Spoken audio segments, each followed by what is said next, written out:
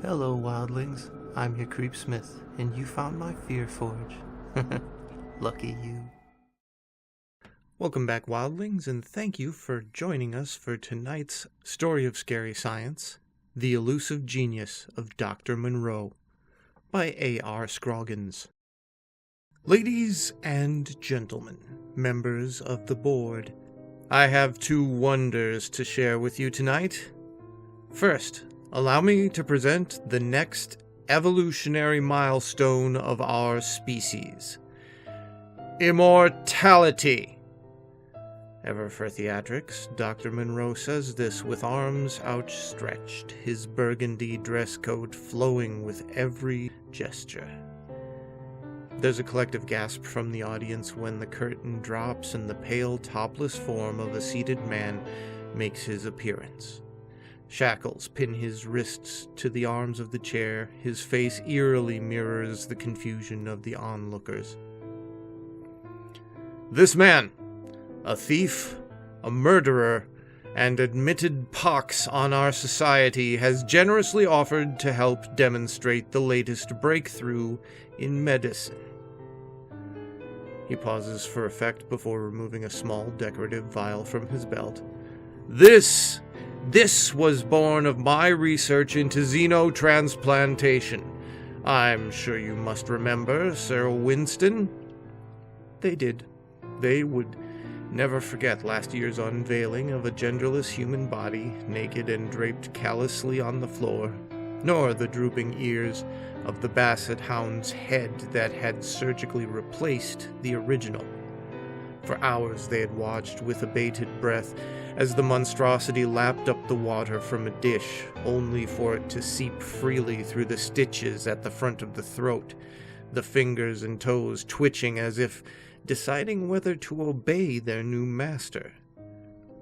Dr. Munroe smiles at the recognition sweeping the room. Yes, beyond cellular rejection, it all came down to one thing. The secret was in the temperature. But I digress. It was through this previous research that I observed the secret electrical blueprints all living organisms use to repair themselves, and thus developed the Invictus toxin you see here. When ingested and given ample time to spread through the vascular system, it will open sodium-ion channels of the body and react to an electrical field.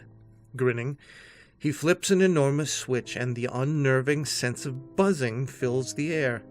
Brilliant blue sparks appear to flit along every surface, and John Haynes, of Phillips & Sons, becomes sure that the entire room will in fact burst into flames.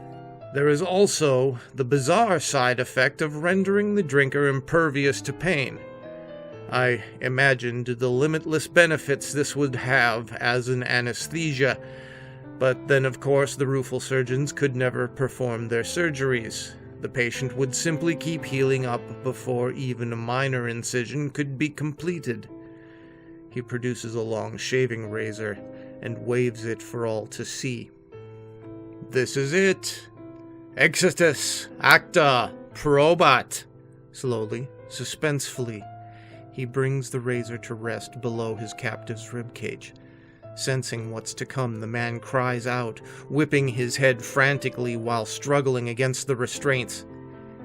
Ignoring him, the doctor slices inward and then down the specimen's skin, which separates like softened wax, but no blood pours out.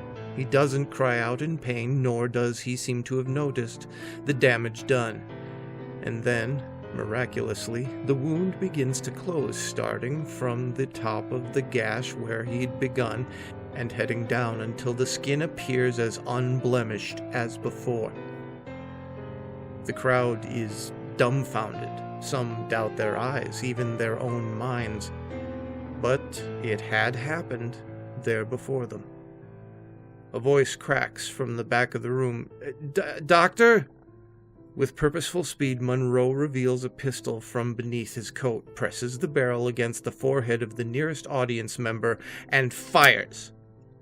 The target, Rosa Smith of the St. Mercy's Herald, slides to the floor, screaming.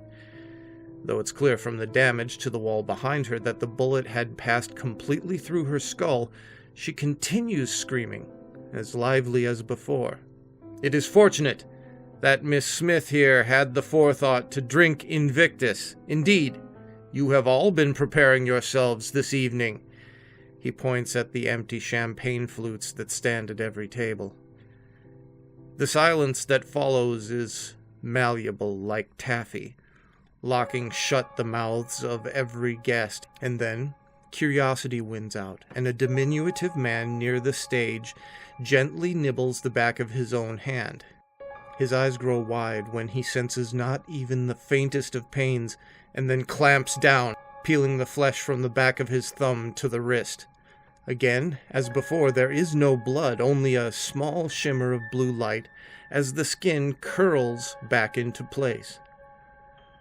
The violence begins, subdued, as the guests test the waters of the vast ocean before them, and then it erupts. A large man from 2 states north asks, practically begs for the pistol from Munroe.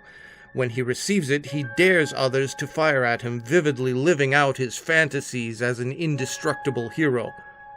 A woman who couldn't stop reminding everyone of how she'd traveled for 3 nights by train is absorbed in twisting the long nails off her right hand and then watching as they clattered back across the table and back onto their roosts. "This is going to be marvelous," she says. "Think of all the women who would die never to have another broken nail." Amidst the chaos of snapping limbs and frantic stabbing, Dr. Hers stops, panting for breath. "You've really done it, Munroe. A world without pain, suffering, injury. Although I fear you may have put me out of work."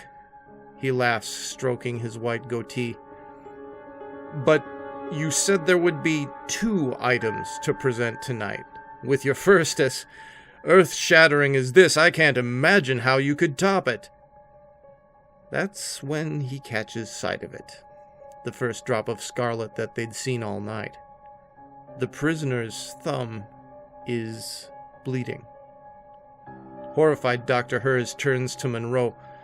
"Doctor, what do you make of this? Why hasn't he healed?" Munroe doesn't answer at first, but instead appears absorbed in the pocket watch he's holding. "Don't worry, good doctor. He was clearly injured, and subsequently healed while we restrained him.